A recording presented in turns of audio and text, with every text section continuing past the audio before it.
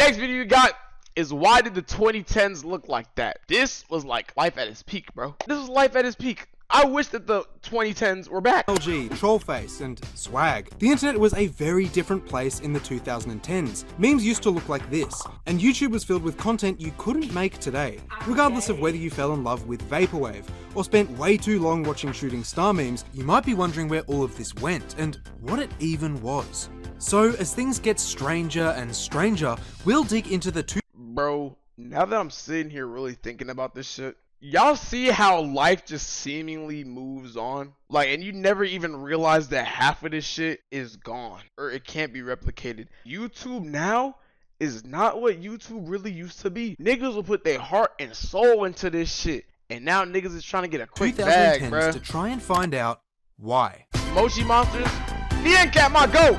ASDF movie, W Cat Jam, W Orange Justice, Fat Nigga Dancing. Man, life just hit different, bruh. I can't even fucking think of how the new generation memes are, bruh. With Skibbity, yeah, Ohio Riz, and all that shit, bruh. I can't even imagine what 2030, 2040 is gonna look like. It's 2024 and everything has a name, including this visual style from the early 10s. Known as Internet Awesome Sauce, it was most prevalent from 2008 to 2016. There's a suspicious correlation between the popularity of the word epic and the use of images like these. Common elements were rainbows, cats, dinosaurs, unicorns, and lasers. People were obsessed with lasers. Yo, outside like, of memes and GIFs, what the this aesthetic fuck? could be seen all over the internet. The intro of Uncle Grandpa is a good example, showing him riding a tiger propelled by rainbows. It was also used in games, with Robot Unicorn Attack from 2010 exemplifying the style. Other instances. Now that I'm really sitting here, bruh, why did this shit look like this? You acting like we ain't have brain rot either? I mean, y'all did have brain rot. It don't even be funny, bro. It don't even be funny. In PewDiePie's Tuber Simulator, in minigames like Puggle and Techno Kitten Adventure. If you were browsing YouTube, and it has no substance. I feel like the brain rot nowadays, since social media is so big now, it just gets like crushed in the mud so fast, bro. That should be so annoying so quick. I've even seen Le Internet Medley, which boasted over 40 memes in one song. With the flying Nyan Cats and Rainbow Puke, there isn't much more you could ask for. But anyway, why was this kind of humor and style so popular? While a lot of these were ironic, rainbows and unicorns formed the comedic basis of too many memes to count. Nyan Cat was close to the top of the most viewed videos in 2011, making it a cultural phenomenon. This, and the popularity of things like Shooting Stars, influenced the fascination with combining explosions and lasers to make the most epic image possible. To truly appreciate this, you've got to understand that at the time, random equaled funny. Coupling a mythical, peaceful creature like a unicorn with destruction and chaos didn't only look cool, it was unexpected and therefore humorous. This and the popularity of My Little Pony are big reasons videos like pink fluffy unicorns dancing on rainbows. My Little Pony was popping back then, bro. What the fuck? Now I feel like Hello Kitty out of nowhere took that over, bro. With tens of millions of views. If we look at some other trends from around 2011, this begins to make a bit more sense. With social media on the rise, it was easier to— Yo, nigga, YouTube looks so fucking different, bruh. Nigga, the key of awesome. I might be gay by falling your sword. What the fuck? Okay. But damn, bruh. Back when subscribers were up top. Oh my goodness. To make and share clips to a wider range of people. The idea of trolling was also gaining traction, meaning that humor often leaned into the absurd and confusing. Naturally, Awesome Sauce perfectly slots into this landscape, with its use of random combinations and niche internet memes.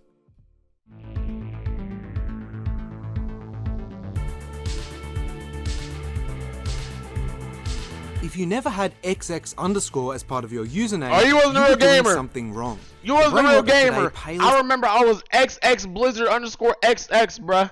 In comparison. Oh no, not Blizzard. I was Z Blizzards, bruh. I was XX Legend X and I fucking spelled legend wrong, bro. The content juggernaut that was MLG. You might have watched MLG Peppa Pig, Game of Thrones, or any number of Alright, now wait, chat. Really bad. Maybe you even got caught downloading green screen packs and piecing together your own. Some of the more iconic visuals were Snoop Dogg, random quickscopes, Cool Ranch Doritos, and COD hit markers. Pyrocynical was a major Oh my god, I got so much nostalgia just from hearing that in my ears, bro. I damn near just fucking nutted, bro. perpetrator, being the man behind MLG Teletubbies and furry inflation art. I find it crazy to look back and see the views on some of these videos. I can hear these Many images are in my well head, above nigga. 10 million, which speaks to the absolute chokehold they had on the internet. Another recurring detail was Illuminati Confirmed, which would often involve a text-to-speech voice linking random things to the all-seeing eye. With that and enough explosions and air horns, you could turn any no-scope into a work of art. Outside of the visuals, they featured numerous sound effects and songs that are probably imprinted deep within your temporal lobe. Yeah, if you weren't humming it already, My There's Hope so Will much Never Die nostalgia or right now, Holding bro. On was the most iconic, with the X-Files theme also playing a major role. The horrific audio of successful trickshot reactions was featured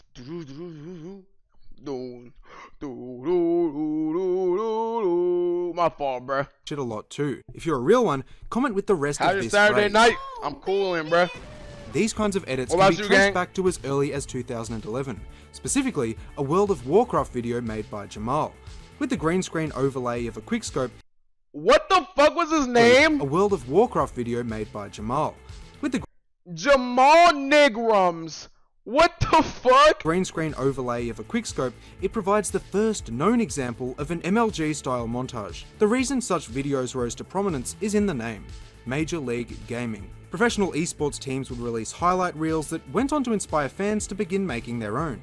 With many of these simply being replays recorded by an iPhone, they were usually much worse in quality and far more amusing. As the internet did its thing, these became more This and is more where I was, deranged, bruh. and eventually morphed into the irony-laden masterpieces that plagued the 2010s. This is where Unlike the I memes of was, today, bro. MLG lasted a few years before losing traction, disappearing, for the most part, in 2017. YouTube, Minecraft parodies, bro. Parodies in general, bro. Fucking Smosh and skits, bro. Back when she was Even at though its the last peak, decade bro. was only a few Gameplays of hell, bro. Back when you could really make a gameplay and blow up off that shit, bro. years ago, things have changed a lot online. Here on YouTube, this is especially apparent. A perfect case study for this is the rise and fall of Let's Plays. Let's Plays are the reason many of your favourite YouTubers are your favourite YouTubers. Facts. Broadly, this style of video involved commentary over clips of a video game that focused on the player's experience of it That's rather weird, than a guide bot. or a walkthrough.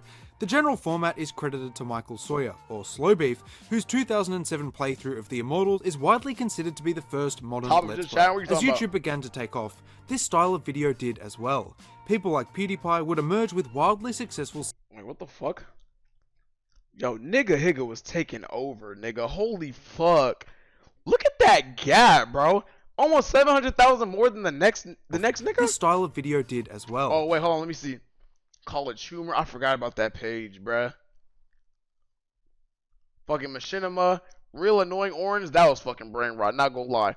Like, out of all the brain rot, nigga, I would've took Fred over Annoying Orange, bro. People like PewDiePie would emerge with wildly successful series like his horror playthroughs. The draw here wasn't just the game, it was his reactions That's and insane, experience of Viewbot. it. By naming enemies and objects like Stefano, he built up his own lore inside these videos that kept people coming back regardless of the game he was playing. Markiplier found similar success with his Five Nights at Freddy's Let's Plays, the first of which was uploaded in August of 2014 and That's currently sits at over crazy. 100 million views. Nigga. Chat, that is just a fucking Let's Play, bro.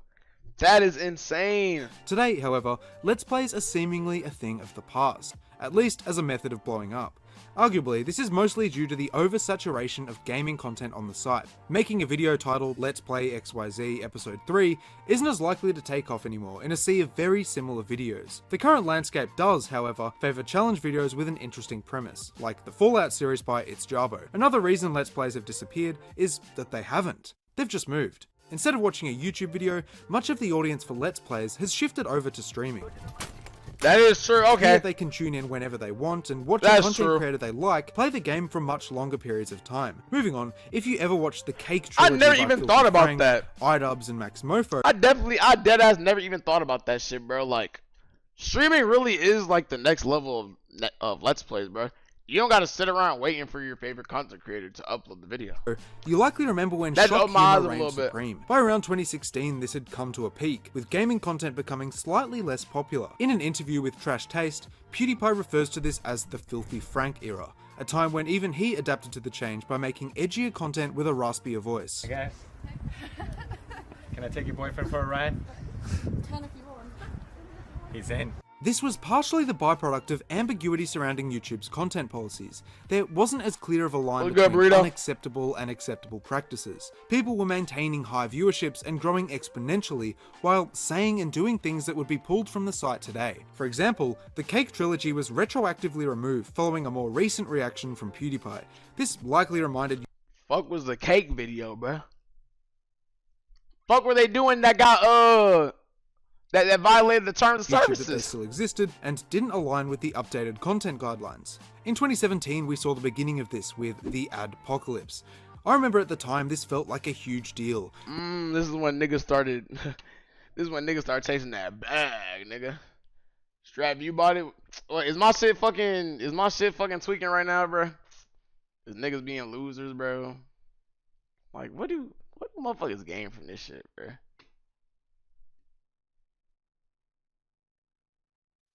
Okay, for me it says 21, but like, what do niggas gain from this shit, bro? With many Like, niggas sitting there doing this shit for what? You ain't get no reaction, nigga. large channels Wait, being what? legitimately concerned about their income. The term describes a mass withdrawal of advertisers from YouTube following several large-scale controversies. Many were no longer comfortable showing ads on content that wasn't family I say, yeah, I friendly, feel like YouTube got resulting more in strict some 'cause they channels wanted to receiving put more ads while out. others didn't. For creators like Filthy Frank, this made it all but impossible to make money from their videos. This meant that there was less incentive to make But bro, that shit sucks though, cause it's like you're killing a creator's career for real, bro. Just like the dead internet theory we saw yesterday, bro. When bro was talking about now you gotta conform to an algorithm and shit like that. These niggas had to conform to the YouTube guidelines, or else they're not gonna get fucking monetized, even though they were getting monetized before. And now they have to change their content just to meet a requirement. edgy, That's just so humorous dumb to content, me. and it quickly declined in popularity. Some of these YouTubers adapted and continue to thrive on YouTube today. Others, like Frank, haven't been seen since 2017. That's I have, however, crazy. found an artist called Joji who sounds strangely similar to Pink Guy. Isn't Joji Filthy Frank? Or didn't Joji have a YouTube channel?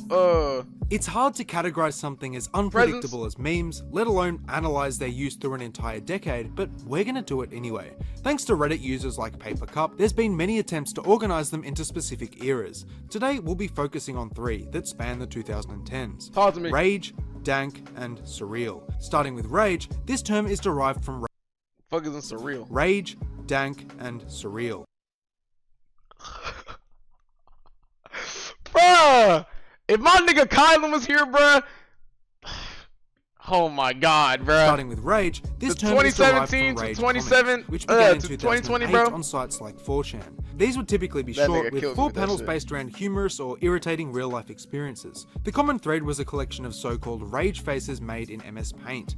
You'll recognize Trollface, Rage Guy, Why You Know Guy, and Serial Guy. This became more widespread with the inception of Nah, my favorite guy was Serial Guy, bruh. That should be funny Guy, as fuck. Why You Know Guy, and Serial Guy. This became more widespread with the inception of r/f in 2009. The fuck? Funnily enough, this is still active, although Bro, not yes, the nearly boneless pizza shit, bruh. That shit used to kill my ass, bruh. as prolific. Top and bottom text memes were pretty big at this time as well. Nigga, Colin would Slapped kill on me top with of this images shit. like Bad Luck Brian, Overly Attached Girlfriend, and Boromir. These all followed simple formulas that anyone could relate to and make themselves. All it required was an Man, internet times connection, were so the good when impact this shit font, happened, and a bro. dream. What? As 2013 rolled around, we can identify a shift into the dank meme era.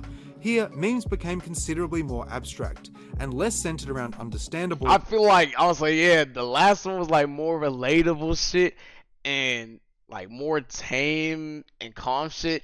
Now we're just throwing a whole bunch of edits on a whole bunch of things that don't make any sense but look cool and sound cool. and repetitive tropes like these. This period encapsulates the peak of MLG, the use of these classes, and Shrek is love, Shrek is life. Still, That shit these should were kill far my from ass. the most iconic. 9+10, Harambe, I was never Vape scared by Nation, Momo. We Are Number One, and Do You Know the Way? Harambe. 9+10, Harambe, Vape Nation, We Yo. Are Number One, and Do You Know the Way? All emerged in a similar time frame. Bro, I never really liked that fucking what was it? Ugandan Knuckles or Uganda Knuckles, bro? Instagram meme accounts That shit used to piss me off, bro. Do you know the way? started to Like, become shut huge, up, bruh. all as part of a multi-platform ecosystem that produced, propelled, and modified memes throughout their life cycle. A big reason some of these were so bizarre and nonsensical was that Gen Z was growing up and becoming increasingly active on social media. By using themes and references that only they could understand, they distanced themselves from older generations and formats. This is also why some of them were quite edgy, with all of it playing a role in forming their own distinct online identity. You can see this reflected in the creators who were popular among the demographic. As I mentioned before, if you weren't watching Let's Plays, you might have tuned into Max Mofo, iDubbbz or Filthy Frank, who had collaborations that spawned some of the most shared memes and phrases. A perfect example of this is the green screen of It's Time to Stop, which appeared in hundreds of edits on multiple platforms. Nah, niggas was killing the green screen shit, bro. Niggas was going stupid with the green screen shit. Up is the surreal era that kicked off in the late 2010s.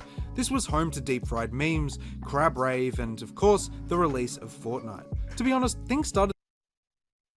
Bro could have used any other Fortnite thumbnail and title.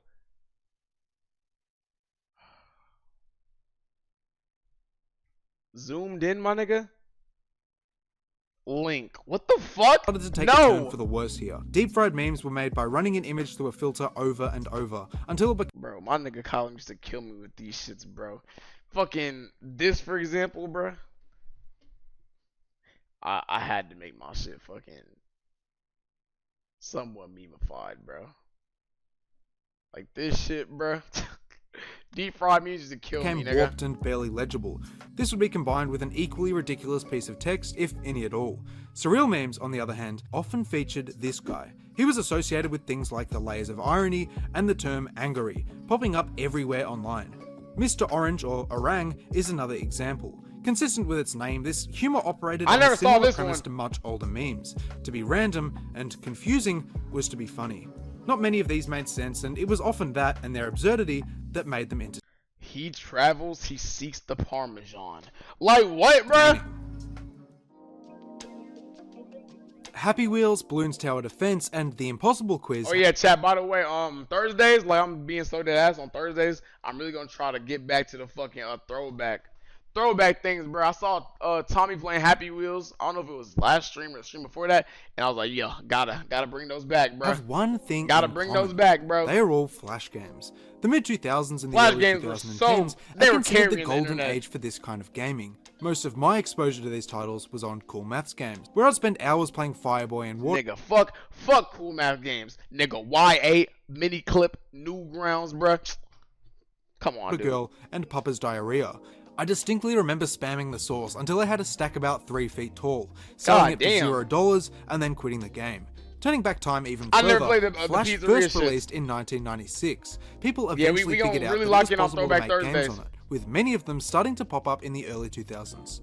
The website Newgrounds emerged at a similar time, and soon became a massive platform for users. Nigga mentioned fucking Peak, bro. Let me see if there are any games on here that I remember. Generated Flash games. What's her bra size? This website made it possible for almost anyone. Star Wars Gangsta Rap. To produce Aloy Arena. I think I played that. I don't know. Share and play others' work online, with the only requirement being a clickable link. Of course, these games weren't limited to Newgrounds, as they could be embedded and accessed through any other website, like Cool Maths games. This meant that if your game wasn't received well in one place, there was always a chance it could take off in another. As a result, it's no surprise that some of these games became massive. Happy Wheels was, and still is, huge. Bro, so I was playing naughty games on Newgrounds. Trade, you're a fucking freak, kid. You probably did, because I never ran into Markiplier did Let's Plays that received millions of views, with Jacksepticeye uploading as recently as April 2024. By now, you've likely heard that Flash is no longer a thing, but you might be surprised to learn that the end of Flash games was heralded by Steve Jobs way back in 2010. In his famous Thoughts on Flash letter, he criticized Adobe for Flash's security issues, poor performance. Fuck that nigga Steve Jobs. He's the reason why Flash games don't really exist like that. That nigga's a bitch. I'm not gonna lie to you. Fuck that nigga. And the fact that it was a closed system. This meant that Apple would have less motherfuckers can't have no fun nowadays, bro. He a bitch. What's good, Sleepy? Control over the software and any bug fixes, being one of the main reasons they refused to support it on iOS. As the years passed and things like HTML5 rose to prominence and offered more security, Flash sped towards the inevitable. Soon enough, Adobe announced its end of life in 2017, and Flash took its last breath in 2020. Thankfully, many of these games were preserved, and it's entirely possible to still play them. This isn't to say, however, that thousands weren't lost to time. Man, I could probably fucking ask Rye or something. Like, where I can find these fucking... I can literally ask Lana, bro. Lana is the fucking gamer. Like, I'll be saying she's not a gamer, but she's a fucking gamer. If you recognise this image, you most likely remember Vaporwave. This Don't picture remember is the this cover image. of Floral Shop, an album made by the artist Vectroid. The most iconic song from the selection was Lisa Frank 420. This was used everywhere, in memes, edits, and often as part of YouTube outros. Of course, Vaporwave was much more than just a subgenre of music. It was also a distinct and fascinating aesthetic that began on the internet. Common features included retro 3D graphics, pink and purple pastels, dolphins, and foliage.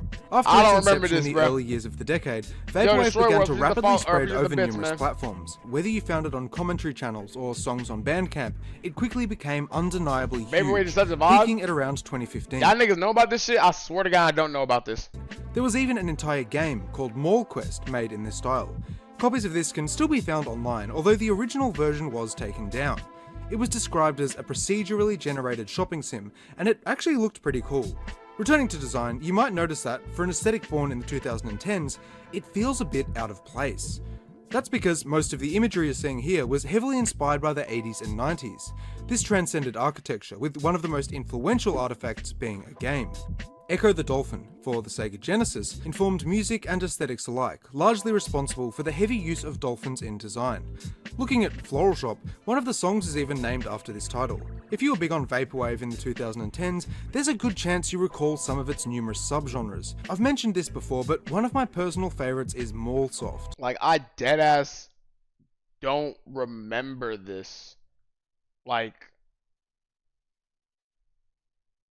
was I sleeping under a rock when this shit happened? Like, I deadass do not remember Vaporwave, bro. Being What quite the liminal, fuck? this would pair shops and Hey, plazas Lana with subtle Mae. edits to bring out their colour. Another Hey. recognisable style is Synthwave. While sharing similar elements to See, Vaporwave, it's okay, this I can get behind. I can get behind this. I remember this. I used to have a fucking wallpaper like that when I first downloaded Wallpaper Engine. And I used to have like, I think my ending screen used to be like a car riding on the highway. You know what I'm saying? Like, I actually remember an this. entirely separate aesthetic. Where it celebrates the neon colours and media from the 80s, Vaporwave presents a more satirical and at times political reflection of the 80s and 90s. Synthwave is responsible for all of the backgrounds you had that looked like this. Endless grids, cityscapes, and cars. That shit was I fire. don't remember how many times I put on one of these videos, but it was definitely Nigga, I don't remember how many times I literally would try to look up a song and then a slow and reverb version of that song would pop up with one of these thumbnails, bro. more than once. Hi, Mrs. Man, I Anyway, missed you unlike more, other man. aesthetics in this video, Vaporwave and Synthwave are still Literally active in sending you a smaller text online right now. communities. You guys got back from While they are homecoming? far Oh my goodness, congratulations, my nigga. Did you have a date? Did you have a date? If you didn't have a date, leave the chat. from their previous position in the mainstream, you can still find new releases if you know where to look. Swag, oh my you either goodness. have it or you The swag era back then, I used to look at it as so cringe, but low-key, them niggas were low-key innovative, bro. Because now everybody just wants to dress the same and look the same. Nobody has no swag for real, bro. don't. We just got but if you're clones. subscribed, you definitely do. AKC your profile picture! Swag, in this context, describes a style of fashion that was very popular in the early 2010s. While the word itself had been around for years before, pieces like You're a Jerk by the New Boys jump-started this new manifestation, which got AKs in continued the for a video, couple oh of God. years in the form of music and clothing. To be swagged out involved flat brim caps with the brim intact, racks spent on clothes and more hats, and your front and back labelled with Obey draped in knickknacks. These Nah, I caps ain't gonna were lie, often that Obey shit was kind of corny, though. I'm not gonna lie. Like, more hats, and your front and yeah, nah, this fit right here, I'm throwing up in my brain right now, bruh. back labelled with Obey draped in knickknacks. These caps were often brought down to cover your eyes in photos, which would then be put through the first Swag? knickknacks. These caps were often brought down to cover your eyes in photos. Swag is not a hobby. It's my occupation, bruh. Yeah, Indeed.com, buddy. Which would then be put through the first filter available on Instagram or Tumblr. Bruh, females used to kill me with this shit, bruh. It wouldn't even be the niggas, cause I was like, okay, niggas gonna be niggas. But when the chicks started doing this shit, I'd be like, yo, okay, You want to be a tomboy so bad, bruh. People don't really use these anymore when posting, but good lord were they popular back then. Scroll down far enough through anyone's account, without liking anything of course, and you'll find a world of yellow, grainy filters and vignettes. Shutter shades were also pretty big at the time, with people like Kanye frequently wearing them. Anyway, swag was boosted along by artists like Lil B, who posted the song I Own Swag in 2012. I own swag? I've never heard that a day in my life. I own swag.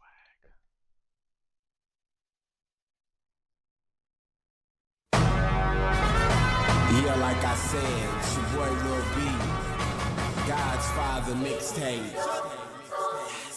You already know how I do, man. I kill shit, rip the rap game up, motherfucking everything, man. We got rich in it, everything. I don't give a fuck em. Bitch, I own swag. I'm a star like I'm in sack. I'm so fab like I'm in sack. I told that tech and I hold that Mac. Got a few scratches up on that gun. I straight spit like I got no tongue. Bitch came asking me questions. Where's my car? Bitch, which one? No Lil B, that it ain't no fun. Like, what happened to these niggas, bro? I've never heard this shit a day in my fucking life, bro. You a jerk? Okay. That I own swag? Never heard a day in my life, bro. Then was rapidly becoming widespread, in tandem with the production of too many ridiculous caps to count. This entire trend. Hey, niggas would kill the Cookie Monster cap, bro. Hold on, let me look at that starter pack. The term then was rapidly becoming. Let me look at the starter pack, bro. Dude don't go in beast mode. Is always looking down or hand covering face in photos, bro. Probably listen to YOLO, Black and Yellow, Snapback backs? You mean snapbacks and tattoos? Yonkers, oh my goodness, niggas would kill Yonkers. Kool-Aid and frozen pizza, I'ma be purple swag. Yeah, I ain't gonna lie, that's definitely a fucking 2010, 2012 fucking thing. Becoming widespread, in tandem with the production of too many. That's when light skins kept doing this face right here. Or when niggas would be like, I don't know why I'm saying it like that wasn't me, bro. That was dead ass fucking me. So I don't know why I'm sitting here acting like it wasn't, bro. Caps to count. This entire trend produced some of the most bizarre and iconic fits of the 21st century. Zendaya had some absolutely diabolical drip, and Justin Bieber was straight up malicious. Halfway through the decade, swag started to slow down, and massive obey caps became less and less desirable. The word itself evolved to become more ironic, and was. Is bro posted up outside the fucking Arby's? Yo, if this is what the 2010s was like, we need to bring it back, bro. What the fuck? This nigga got that shit. Oh no. Largely replaced by words like drip among younger generations. By 2013, the use of what is now known as Fruitiger Aero had largely vanished. For a time after its decline, a similar aesthetic became more popular in corporate design. This is referred to as Fruitiger Metro. You might have seen it on your Xbox. Nigga, they can throw that shit away. I'm not gonna lie, bro. Xbox 360 CD. This is referred to as Fruitiger Metro. You might have seen it on your Xbox 360 CDs or textbooks. At the time, this style marked the beginning of more flat and minimalist approaches to UI. After all, it gets its name from the Metro design language created by Microsoft. This emphasized simple geometric patterns and shapes. Bro, when motherfuckers want to start getting more corporate on niggas, that's when everything loses value, bro. Like, god damn, bro. Of the glossy 3D look of the past. Windows 8 is a prime example of this, with its colorful selection of tiles and icons. The aesthetic is also known as flat Fruitiger Aero, as it shares a lot of the same imagery, I low-key liked it on Windows 8. I'm not gonna sit here and act like I didn't like that shit. But without the depth and glossiness. When looking at these designs, you'll notice the prevalence of speakers, dancing silhouettes, and swirls of color. It was pretty much the stock choice for making a product appear more interesting than it actually was. By slapping it on a CD or a poster, you could quickly add some vibrancy and energy. Much like Vaporwave, even it can be divided into smaller, equally recognizable categories. For example, Funky Metro, centered around instruments, DJs, and dancing, is a lot different to Grungy Metro, which relates to scene and darker colors. Yo, what's that nigga's name? Domo? Is a lot different to Grungy Metro. This motherfucker right here? Domo arigato, Mr. Roboto. My fault. Which relates to scene and darker colors. Outside of its classification, you could spot Fruitiger Metro in a bunch of advertisements. This one for Nickelodeon is an interesting example, showing Jack Black amidst bright splashes of color. Going as far back as 2004, we can find some of its earlier appearances, like the ad shown here. You'll notice that, much like Fruitiger Aero, nature still played a big role in these designs. When shown alongside You will technology, not this get a is likely commercial done to like help it this, appear less bro. intimidating and more accessible. Nowadays. By animating things like plants and dolphins, devices could feel less alien and more familiar. The use of this style today has been overwhelmingly shelved in favour of minimalism, meaning it kind of served as a transitional period between the maximalist aesthetics of the 2000s and the flat designs It was like of that today. middle ground. Looking at other videos we've done on this Damn, channel man. from the 90s and the 2000s, you can make out clear, long-lasting and distinct Ooh, I kinda aesthetic wanna see styles. A lot of these the were one used about by the corporations 2000s. to make technology appear advanced and exciting, hinged on an almost fantastical anticipation for the future. By the 2010s, Why does this like image right here, like, I don't know what it is about this, but I just feel like relieved, refreshed, like it's like a breath of fresh air. Like I just like this. Maybe because I like the chromish aesthetic to it. But I don't know. I feel like I can breathe in this picture and it's gonna smell good. hinged bro. on an Like, I almost don't know. fantastical anticipation for the future. By the 2010s, this future was well Niggas don't go to underway. With it, GameStop the no more, internet. bro. If Like you weren't logged in at the start of the decade, you definitely were before the end, and I know I can't even tell y'all niggas, bro, the last time I went to fucking GameStop, bro. And even if I did, they probably would tell me that the game they had wasn't even in stock and to find it online, bro. this because you're watching this video. The number of people who are online more than doubled from 2010 to 2020, meaning that people's experiences of the world were increasingly informed by things on the internet. And so the reason the 2010s looked like that is you.